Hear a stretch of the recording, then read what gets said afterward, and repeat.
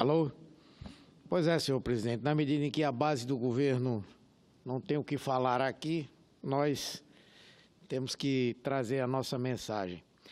Mas, senhor presidente, senhoras senadoras, senhores senadores, aqueles que nos acompanham pela TV Senado, pela Rádio Senado ou pelas redes sociais, eu queria hoje, primeiramente, manifestar a minha alegria e deixar o meu abraço de solidariedade à nossa companheira, senadora e presidenta do PT, Gleisi Hoffmann, e ao nosso companheiro ex-ministro Paulo Bernardo, que ontem foram inocentados em sessão da segunda turma do Supremo Tribunal Federal. Lógico que isso não é um motivo de alegria, porque não se festeja a libertação do peso de uma injustiça. Uma injustiça, quando corrigida, não deve ensejar comemoração, mas uma profunda reflexão sobre as suas origens e a trajetória trilhada até a sua reparação. Eu creio que a sensatez e o bom direito prevaleceram. Houve a percepção da maioria dos ministros de que essa criminosa indústria do denuncismo, esse macartismo moderno em que se transformou a delação premiada, atenta contra a democracia ao ser tomado como verdade absoluta, independentemente de provas, para condenar e destruir reputações.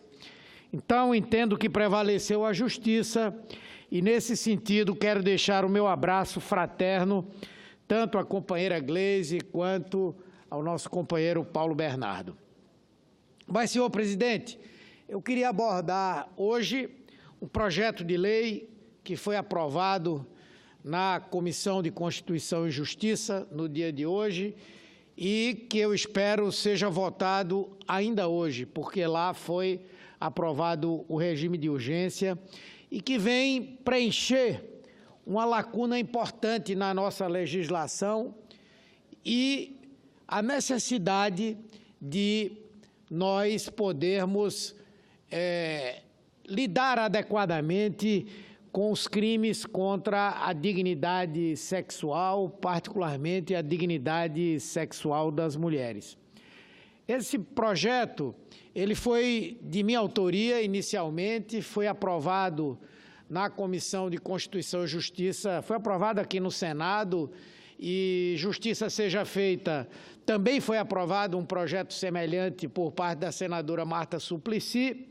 Esse projeto foi para a Câmara, lá foi elaborado um substitutivo que levou em consideração, como base, um projeto da própria senadora Vanessa Graziotin e, aprovado na Câmara, veio novamente para o Senado. E eu tive a oportunidade de ser o relator na Comissão de Constituição e Justiça. E esse projeto, como eu disse, ele vai preencher uma grande lacuna. Ele torna crime as ações de importunação sexual, situações, por exemplo, como indivíduos que, aproveitando o aperto de um transporte público lotado, aproveita para esfregar-se nas pessoas, nas mulheres, alguns casos até um tanto extremos de indivíduos que se masturbam e ejaculam em mulheres, e também tipifica o crime de divulgação de cenas de estupro, faz com que uma queixa que seja apresentada pela mulher ou por quem quer que seja que tenha sido vítima de uma importunação, ela seja uma ação de natureza pública incondicionada, quer dizer, mesmo que haja o arrependimento por parte da pessoa, aquela ação vai continuar.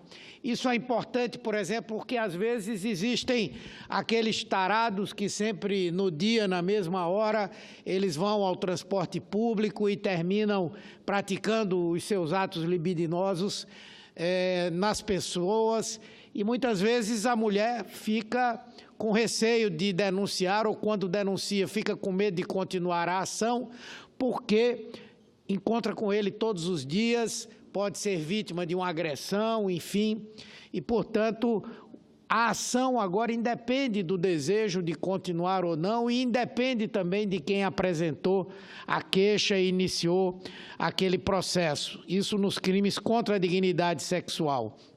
Aumenta a pena para esses crimes, apesar da nossa postura não ser a postura de permanentemente defender o aumento do encarceramento. Nós achamos que a saída para o problema da violência não está meramente em encarcerar, mas sabemos também que, para mudarmos uma cultura de uma sociedade, é necessário todo um trabalho de esclarecimento, de educação, de construção de uma nova visão de mundo, mas, ao mesmo tempo, também é importante que tenhamos leis que coíbam, não é, essas ações que pouco contribuem para a maturidade civilizatória de uma nação, de um país.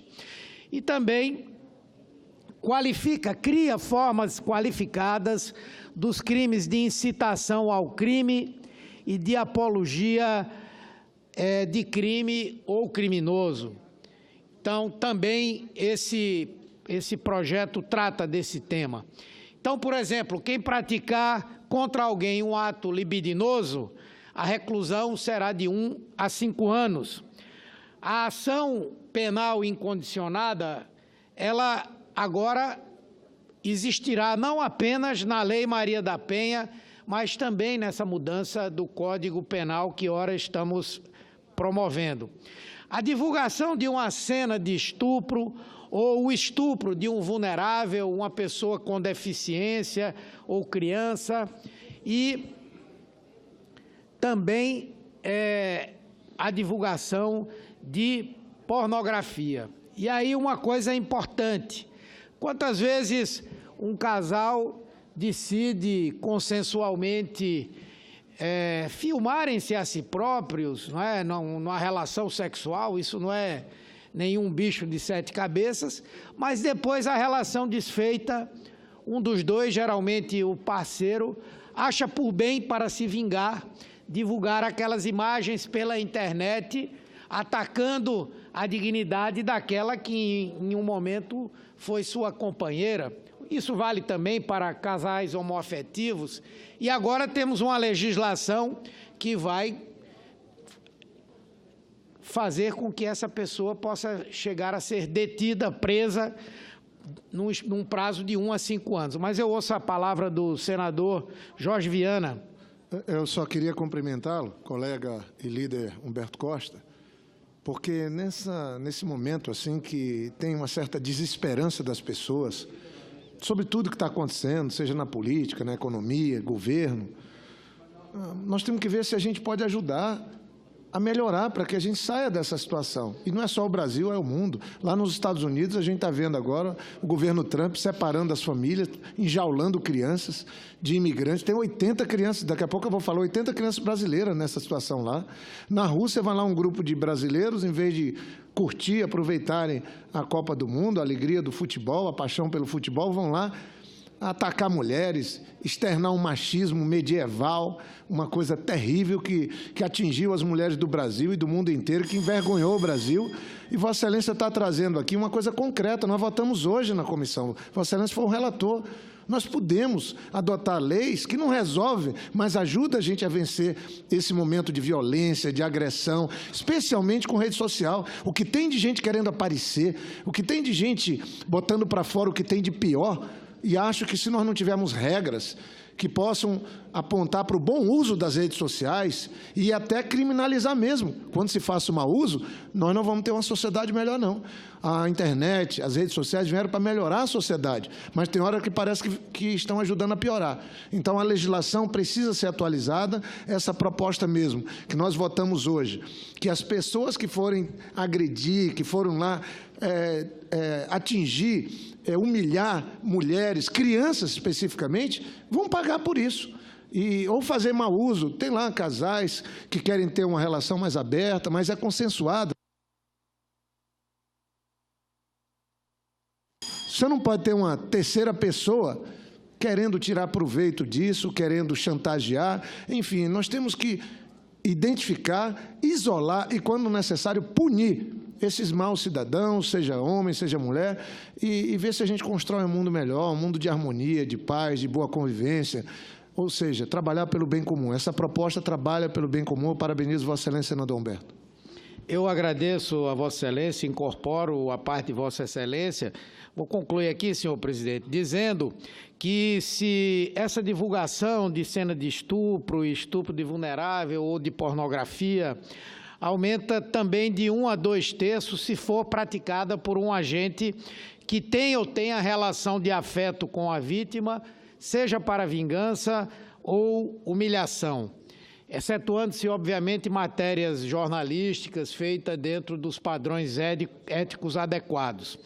Também estabelece o conceito de estupro coletivo e estupro corretivo. Algumas vezes, às vezes até pessoas próximas, um padrasto, alguém resolve estuprar uma enteada ou estuprar uma irmã, alguém alegando que é para corrigir um problema que a pessoa tenha, seja, por exemplo, uma posição ou uma orientação sexual homoafetiva, por exemplo. Então, coisas assim vão estar previstas também, e agrava de metade a 2 terços se essa relação resultar em uma gravidez ou transmitir uma doença sexualmente transmissível, ou ainda se a vítima é idosa ou pessoa com deficiência.